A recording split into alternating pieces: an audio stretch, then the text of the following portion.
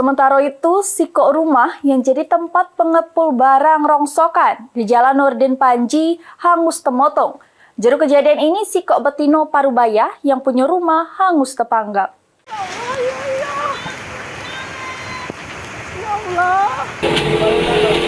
Kemutungan hebat melanda rumah yang juga digunakan ke tempat usaha pengepulan barang bekas di Jalan Nurdin Panji, Kelurahan Sukajaya, Kecamatan Sukaremi, Palembang, Sabtu dini hari merenggut korban jiwa.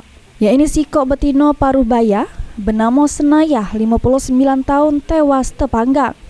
Sedangkan sang anak bernama Watari mengalami luka motong di lengannya, yang pas ini jalani perawatan di Rumah Sakit Bayangkara M. Hasan, Palembang. Salah sikok warga mengungkap ke pas metu dari rumah, dirinya selai api sudah membesar menghangus ke sebagian rumah korban Senayah. Pas nak ngelari ke diri, pagar rumah yang terbuat dari seng tergembok, sedangkan anak korban berhasil metu dengan memanjat pagar. Pagarnya masih, situasi tadi masih terkunci, tidak bisa dibuka, digembok. Api diketahui sekitar jam berapa? Oh, diketahui setengah 3. Setengah 3, Pak. Malam. Informasi ada korban jiwa, Pak? Ada. Berapa orang, Pak? Korban jiwa 1. Sementara itu, Kapolsek Sukaremi, Palembang, Kompol Alex Andrian mengungkap ke penyebab kemotongan yang newas ke yang punya rumah berasal dari obat nyamuk bakar yang ditaruh di pojok sejadah. Pas peristiwa kemotongan terjadi, korban lagi tertidur lelap. Pas terbangun, api sudah menghangus ke 80% rumahnya.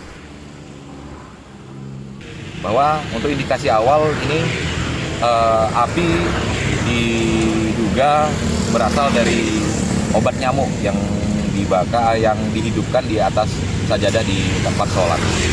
Jadi kemudian api karena sudah larut, posisi korban dan anak itu sedang tertidur lelap, jadi api pada saat membesar itu tidak ketahuan. Akibat peristiwa kemotongan ini, selain memakan korban jiwa, kerugian yang dialami korban ditaksir mencapai 500 juta rupiah. Heru Wahyudi, PAL TV.